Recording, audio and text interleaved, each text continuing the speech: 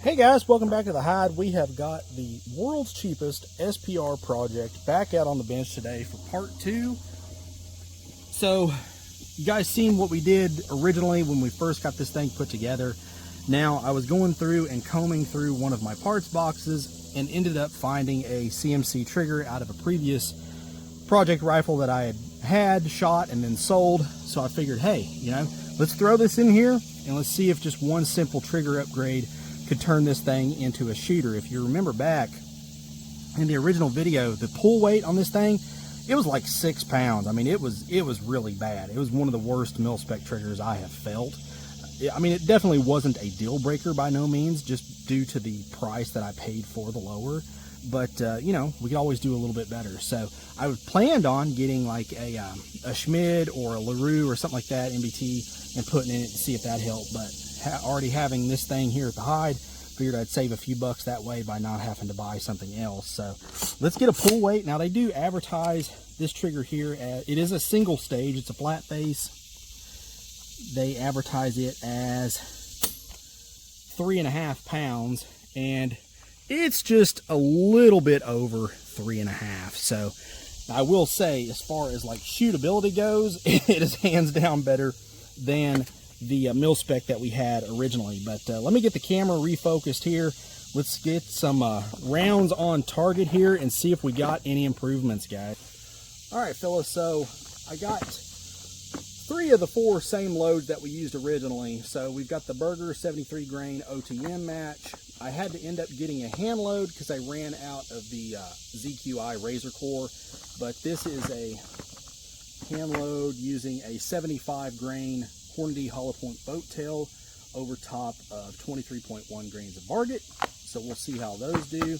Then we've got our Fiocchi, our 55 grain poly tip, and then our SS 109, our 62 grain FMJ. So we're going to reshoot all 4 of these groups. You guys can follow along in the shot cam, and we'll just see how it does. See if this trigger upgrade turn this thing into any more of a shooter versus that first video. And then when we get done, I've got our original target. We'll kind of compare the two and just see how it does. So I know from the comments in the first original video, I did see that a lot of people were pretty I'd say okay with the results as far as the cost. I mean, it's by no means a tack driver, I wouldn't call it that, but I'd say for practical accuracy, getting out, putting some targets on steel is more than capable of that for the price. So let's see if we can improve on that. Oh, come on. There we go.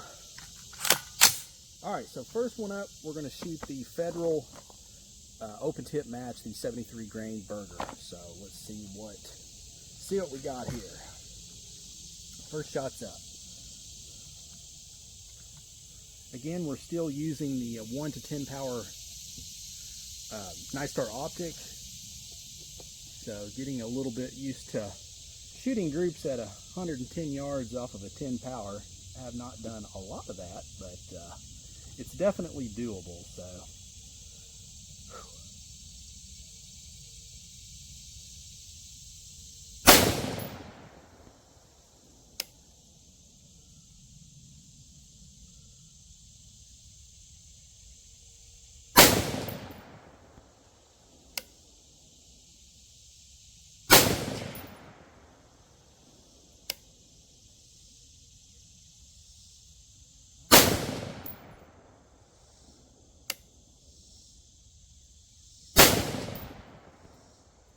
So I'm going to go ahead and I am going to let the barrel cool for a few minutes, just like we did in the original video, and then we'll try 5 of these 75 grain hand loads here and see what they do, guys.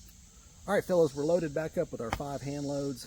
Let's see what happens with these here.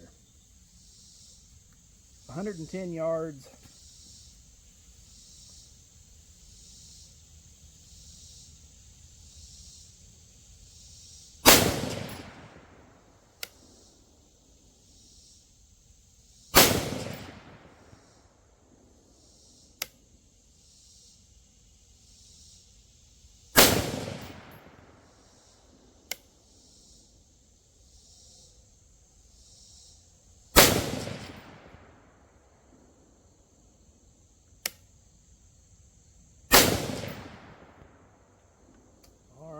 really can't even see where those hit at all. So hopefully they're on paper. You guys are watching in the shot cam as I'm shooting, but fingers crossed that they're at least on target. But we'll let it cool down a few minutes more, and then we're going to try 5 of the Fiocchi 55 grain poly tips. Okay guys, we got our 5 rounds of the Fiocchi 55 grain poly loaded. Now this is a 55 grain ballistic tip. I would be venturing to say that this is actually a 55 grain VMAX projectile. Fiocchi doesn't call it that, but it would not surprise me if they are using Hornady's projectiles. But this is actually one of my favorite factory loads. It's kind of tough to find. I think they stopped making it there for a while, but if I see this stuff in stock anywhere, I'm definitely going to pick up a few more boxes. It shoots pretty consistent for just a basic factory load. So next 5, see what happens.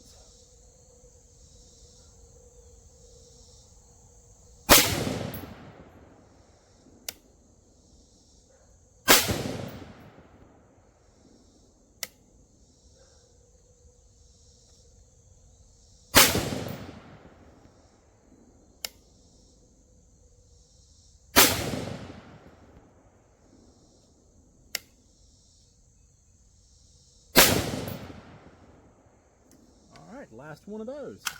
Okay, we'll let a barrel cool a few minutes here, and then we're going to finish off with some SS 109, guys. All right, guys, our last 5 rounds loaded here. This is just some SS 109 62 grain FMJ, some old ZQI stuff I had here at the hide. Let's try 5 of these and see how it finishes up.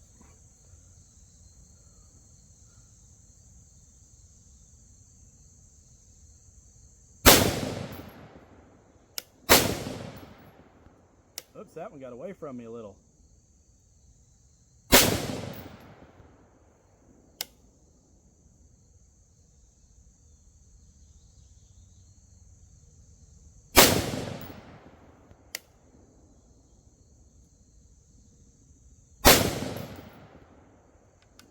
All right, so there's our last shots.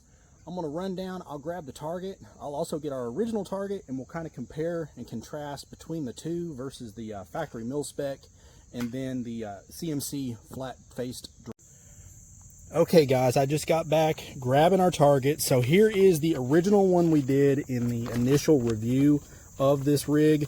So here was the Federal Gold Medal Match 73 grain burger, and the best group out of all these that I shot, which I tell you, there weren't really any that were that impressive. I mean, it was definitely accuracy I would call adequate, but nothing over extravagant by no means. But we had a group of 1.437 inches, so definitely over MOA at 110 yards.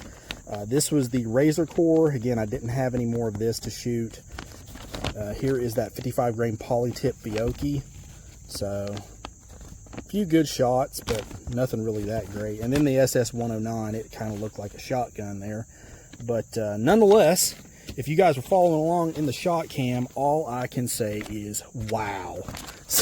So I want you guys to let me know down in the comments, do you think this was a worthwhile trigger upgrade? I'm going to have to say definitely. So if I wish I could shoot a rifle worth a crap, but I'm going to give myself a mulligan on this one because I haven't shot this rifle with that flat face trigger. I haven't shot a flat face trigger in, gosh, probably about 2 years. Well, I don't know. It's been a long time. And they have a different mannerism than a 2-stage match, which I'm normally used to shooting. But so I'm giving myself a mulligan on this one. But the overall group size of this one is 1.054 inches. Now this 4-shot group in the center is less than a ½ inch. But honestly, even at a little over 1 at 110 yards, that's still below MOA, which is amazing. Here is that 75 grain hand load that I substituted out for the IMI that I no longer had. We got 1.011 inches for 5 shots. And then, believe it or not, the best overall group 5 shots was that Fiocchi 55 grain poly tip, 0.989. So less than 1 inch, 110 yards. That is most definitely under an MOA. That's just amazing, absolutely amazing. And then, believe it or not, it even tightened up the SS 109 just a little bit. So even with that cheap stuff, I mean, it did amazing with it too, considering. But let me know, guys, what do you all think? I'm almost at a loss for words. going back, this rig is less than 350 bucks.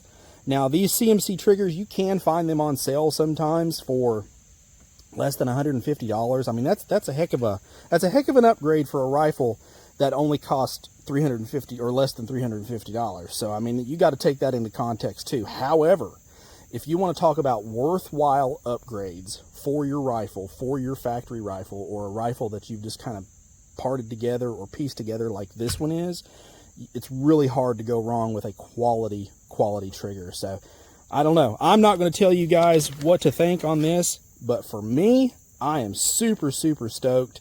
So definitely let me know down in the comments what you all think. I'm really interested to hear what you all have to say.